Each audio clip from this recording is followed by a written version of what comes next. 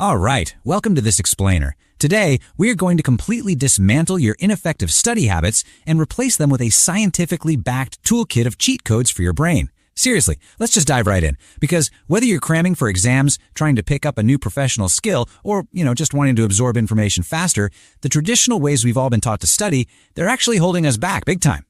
Ever sit down to study and suddenly decide you really want to become a llama farmer? Yeah, we have all been there. You crack open a textbook and suddenly your phone, a random snack, or literally daydreaming about living an entirely different life just feels wildly more important than the material right in front of you. You start asking yourself, wait, do I actually need this degree? It's just your brain desperately looking for absolutely any possible distraction.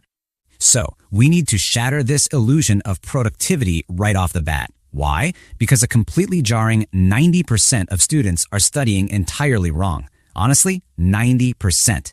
They're just wasting hours staring at notes, highlighting entire pages in neon yellow, and rereading texts without actually learning a single thing. Only a tiny 10% fraction are studying in a way that actually works. And the goal today? We're going to get you into that 10%. Let's start hacking your brain's inherently lazy tendencies by tackling something called Parkinson's Law. This is basically the golden rule of procrastination, which says that work simply expands to fill the time you allow for it. Have you ever noticed how a super simple 10-minute task can somehow drag on for 2 agonizing hours when you're putting it off? It's crazy. If you give yourself a whole evening to study just one chapter, your brain will literally stretch that tiny amount of work across the entire night. So how do we bypass this mental trap? The fix is actually incredibly simple, and it comes down to the number 20. You need to start setting ridiculously short study sprints of just 20 minutes. Instead of telling yourself, I have to study for 3 hours, which just feels overwhelming, you tell your brain it only has to work for 20 minutes. And here's the trick. Write down a hyper-specific goal, something like, I'm going to learn biology, focus on photosynthesis, and quiz myself on it, so your brain completely stops resisting the effort. It loves clarity. Once you start that 20-minute timer, momentum just takes over, and you'll probably end up keeping right on going. Okay, so how do we maximize those 20-minute sprints? Basically, you've got to drop the perfectionism and fully embrace the 80-20 rule. This rule tells us that 20% of what you study is going to give you 80% of your actual results. Listen, not all topics are created equal. You need to pinpoint the absolutely vital information that's actually going to appear on the test. Stop wasting time on those random tiny details.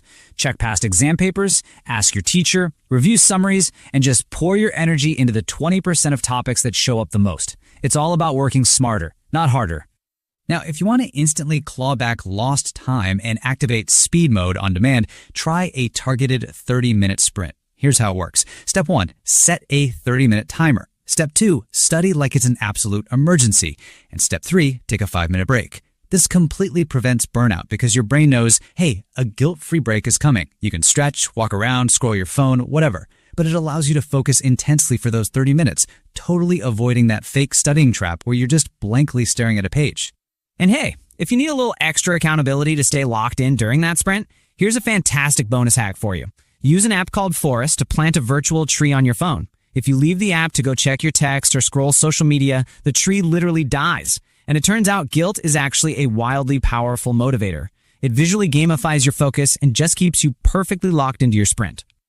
All right, moving from those time-saving tricks over to deep comprehension, we can actually look to Albert Einstein to help us study like a genius. He famously said, if you can't explain it simply, you don't understand it well enough. And that right there is the absolute ultimate test of learning. If you're just memorizing words on a page but you can't articulate the core concept, you're pretty much setting yourself up to forget it the exact second you sit down in the exam room. This brings us to the real heavy lifting, the Feynman technique. If you want to learn insanely complex topics, let's say how black holes work, at lightning speed, you have to force yourself through these steps. First, pick your concept. Second, pretend you're teaching it to a 5-year-old. That means absolutely no fancy jargon. You have to keep it incredibly simple. Third, when you inevitably get stuck, find the gaps in your understanding and go right back to the source material. And finally, simplify it even more. Teach it out loud or write it down. This practically forces your brain to process the information on a way deeper level. Now, if you want to remember things twice as fast, you have got to abandon the old way of passive reading and upgrade to active recall. Passive studying is comfortable, right? Just rereading notes, copying text, but it's entirely ineffective. Active recall, on the other hand, means using flashcards or actively testing yourself. It's a scientifically proven method that literally burns information right into your brain. You have to close the book and force your brain to retrieve the information. A really perfect example of active recall is something called the blurting technique. Seriously, try this. Read a chapter, close the book, and then write down absolutely everything you can remember without looking. Just blurt the whole shebang out onto a piece of paper.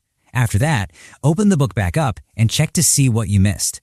Those missing pieces, those are your blind spots. It gives you an instant memory boost because it highlights exactly what your brain dropped, showing you exactly where you need to focus your next study sprint.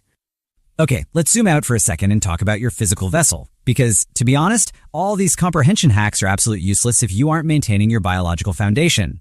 You basically have two primary biological upgrades at your disposal: sleep and exercise. For sleep, the action is simple: avoid all-nighters, because your brain actually stores information while you're sleeping. For exercise, the action is to take a quick 10-minute walk, which directly boosts memory retention. If you skip these, your brain literally cannot process the data you're feeding it. I really want to highlight the sleep aspect here, because this is where so many people get it entirely wrong. You need 7 to 8 hours, period. Since your brain only permanently stores the information you studied while you're fast asleep, pulling an all-nighter is just a terrible, highly counterproductive idea. You are literally denying your brain the chance to file away the very information you just spent hours agonizing over.